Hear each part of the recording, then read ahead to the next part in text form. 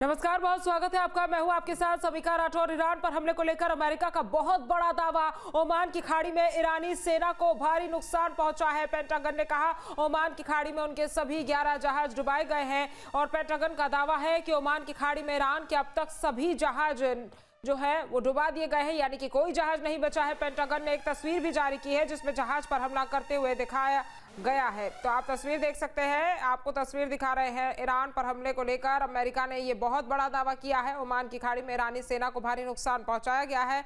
Oman की खाड़ी में उनके सभी 11 जहाज डुबोए गए हैं। पेंटागन का दावा है कि ओमान की खाड़ी में ईरान के अब कोई जहाज नहीं बचे हैं। पेंटागन ने एक तस्वीर भी जारी की है जिसमें आप देख सकते हैं, वो तस्वीर भी आपको हम दिखा रहे हैं। जहाज पर हमला करते हुए इसमें दिखाया गया है। तो पेंटागन ने ये बड़ा दावा किया है ईरानी जहाज को लेकर। और देखिए तस्वीर भी साझा की है जिसमें हमला किया गया और जहाज को नस्तनाबूद किया गया है।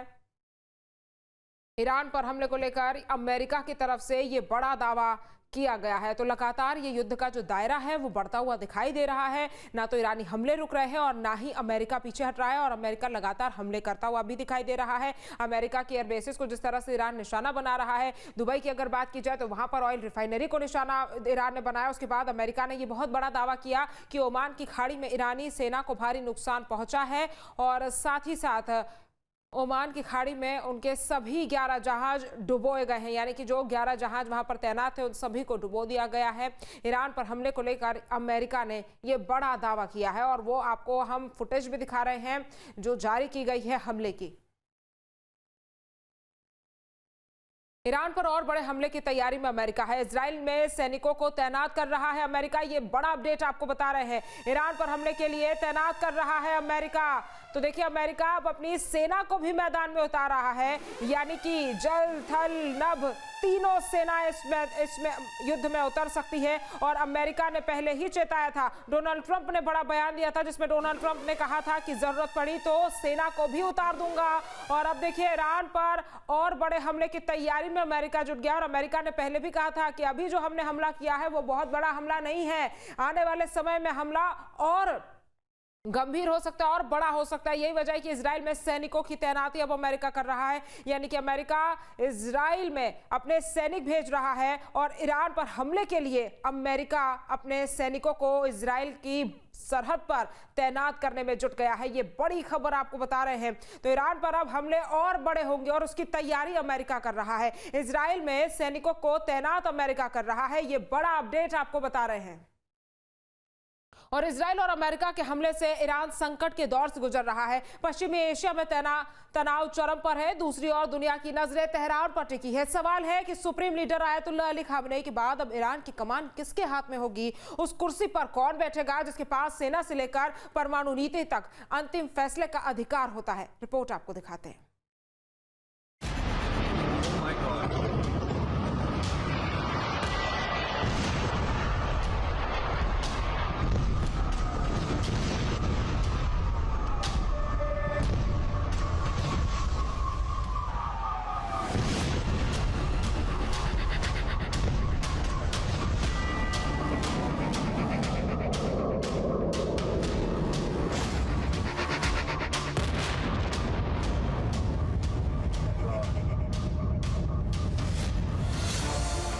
ईरान में सुप्रीम लीडर का पद सिर्फ धार्मिक नहीं बल्कि राजनीतिक और सैन्य शक्ति का केंद्र भी होता है। वो व्यक्ति जो सेना का सर्वोच्च कमांडर होता है, विदेश नीति तय करता है और परमाणु कार्यक्रम पर अंतिम फैसला करता है। अब ये पद खाली हुआ है तो इस बात की चर्चा भी तेज हो गई है कि अब ईरान का अगला सुप्रीम लीडर कौन होगा। अब दुनिया और ईरान के सामने सबसे बड़ा सवाल यही है कि अगला सुप्रीम लीडर कौन होगा। इस पद के दावेदार कौन कौन हैं? सुप्रीम लीडर की रेस में कई नामों की चर्चा चल रही है, लेकिन अंतिम फैसला असेंबली ऑफ एक्सपर्ट्स का ही होगा। सुप्रीम लीडर की रेस में जो नाम चल रहे हैं उनमें सबसे पहला नाम है मुज्तबा खामेनेई का।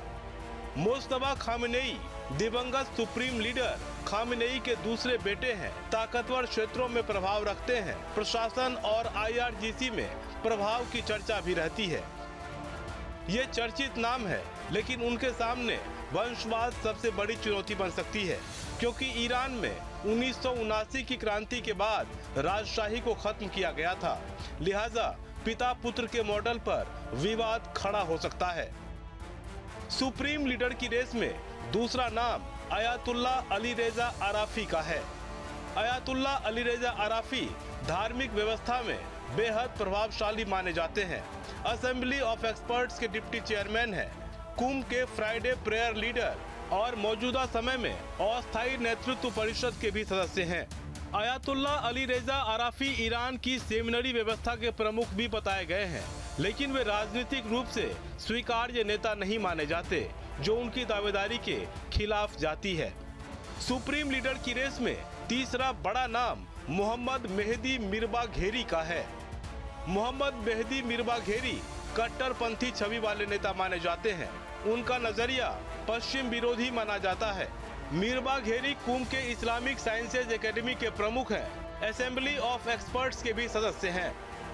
अगर सख्त रुख वाला सुप्रीम लीडर चुना गया तो क्षेत्रीय तनाव और बढ़ सकता है। लिहाजा इनकी कट्टरपंथी और सख्त छवि दावेदारी में आड़े आ सकती है। सुप्रीम लीडर की रेस में चौथा बड़ा नाम गुलाम हुसैन मोहसनी एजेई का है। गुलाम हुसैन मोहसनी एजेई ईरान की न्यायपालिका के प्रमुख हैं। 2021 में खामेनेई ने ही उन्हें ये पद दिया था। ये पूर्व खुफिया मंत्री भी रह चुके हैं। मौजूदा समय में अस्थायी परिषद के भी सदस्य हैं। इनकी छवि कट्टरपंथी और रूढ़िवादी खेमे के करीब बताया गया है। सिस्टम के भीतर गहरी पकड़ और अस्थायी परिषद का हिस्सा होने की वजह से इन्हें बढ़त मिल सकती है। सुप्रीम लीडर की रेस में पांचवा बड़ा नाम हसन खुमैनी का है। हसन खुमैनी ईरान के संस्थापक आयतोल्लाह रूहुल्लाह खुमैनी के पोते हैं। सुधारवादी और अपेक्षाकृत उदार विचारों वाली छवि, लेकिन 2016 में असेंबली ऑफ एक्सपर्ट्स के चुनाव में अयोग्य घोषित किए गए। इनका बड़ा नाम है, बड़ी विरासत भी है, लेकिन एक बार अयोग्य घोषित होने के बाद स्वीकार्यता सवालों में आ सकती है। नए सुप्रीम लीडर को लेकर कई नाम चर्चा में हैं, लेकिन ये भी जरूरी नहीं कि इनमें से कोई भी लीडर सुप्रीम लीडर बने।